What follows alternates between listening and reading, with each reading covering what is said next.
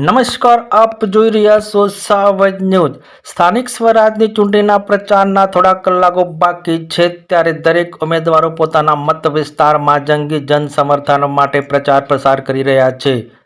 ડાબલા જિલ્લા પંચાયતના ભાજપ ઉમેદવાર રેખાબા કનકસિંહ વિહોલની ભવ્ય રોડ શો સાથે બાઇક રેલીમાં જંગી જનસમર્થન। આ ભવ્ય road show rally Shivam pipe ઉપખલથી પ્રસ્થાન સાથે દગાવાડિયા, માણેકપુર, ચંદ્રનગર, ડાબલા, દેવીપુરા, મહાદેવપુરા, દેવડા, આસોડા, વડાસન, કિલીસના, સયાજીનગર, સુખડા, અસનાપુર, ગિરિતા, કોલવડા, પામોલ મત વિસ્તારમાં ભવ્ય રોડ શો યોજાયો। આ ભવ્ય રોડ શોમાં ડાબલા જિલ્લા પંચાયત સીટ ભાજપ ઉમેદવાર રેખાબા કનકસિંહ વિહોલ, તાલુકા પંચાયત પામોલ સીટના ઉમેદવાર અલ્પેશભાઈ ચૌધરી, ગિરિતા સીટના ઉમેદવાર રમેશજી ઠાકોર, ડાબલા સીટના ઉમેદવાર ચંદનજી ઠાકોર, દગાવાડિયા સીટના ઉમેદવાર સરોજબેન ચૌધરી સાથે તેમના મત વિસ્તારમાંથી ખૂબ મોટી સંખ્યામાં લોકો જોડાયા। વિશેષ રિપોર્ટ મુકેશસિંહ વિજાપુરથી। સ્થાનિક સ્વરાજની ચૂંટણી યોજાઈ રહી છે। આજે પ્રચારનો છેલ્લો દિવસ હતો।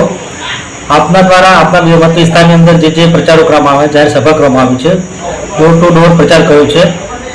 આપના જે પ્રચાર અને આજની મહારેલી ખાસ કરીને કેવો જન સમુદાય આપને મળ્યો છે? ડાબલા 8 જિલ્લા પંચાયત જેની અંદર 16 ગામ આવેલા છે। 16 ગામમાં હું તમામ ગામોમાં લોકસંપર્ક કર્યો છે। રેલી પણ આજે યોજી તમામ સમાજો, ઠાકોર સમાજ હોય, ચૌધરી સમાજ હોય, પાટીદાર સમાજ હોય કે રાજપૂત સમાજ કે અન્ય સમાજ, તમામ જ્ઞાતિનું જન સમર્થન મળ્યું છે। તમામ ગામોની અંદર માનનીય નરેન્દ્રભાઈ મોદીની સરકાર અને ભૂપેન્દ્રભાઈ પટેલની સરકાર દ્વારા અને આપણા સાંસદ અને ધારાસભ્ય, જિલ્લા પંચાયત પૂર્વ સદસ્ય દ્વારા ખૂબ જ વિકાસના કામો થયા છે। પાણીના પ્રશ્નો, ગટરના પ્રશ્નો, રોડ, લાઇટો, આ તમામ પ્રશ્નો ભારતીય જનતા પાર્ટી સરકાર દ્વારા હલ કરવામાં આવ્યા છે।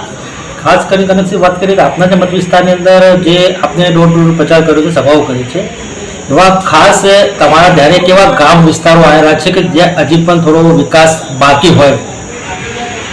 આ મત વિસ્તારની અંદર એક અસનાપુરા અને એક સુખડા, એ બે ગામની અંદર પાણીનો પ્રશ્ન, પાણીના ટ્યુબવેલનો પ્રશ્ન છે। નર્મદાનું પાણી તો જાય જ છે, માનનીય ધારાસભ્ય શ્રી દ્વારા એ મૂકેલું જ છે અને આવનારી 5 તારીખે સંકલનની મિટિંગમાં એ બંને ગામનો પાણીના ટ્યુબવેલનો પ્રશ્ન પણ હલ થવાનો છે। લોકો દ્વારા જે પ્રતિસાદ મળી રહ્યો છે અને લોકોની બીજી કોઈ સમસ્યા તમારા ધ્યાને આવી હોય?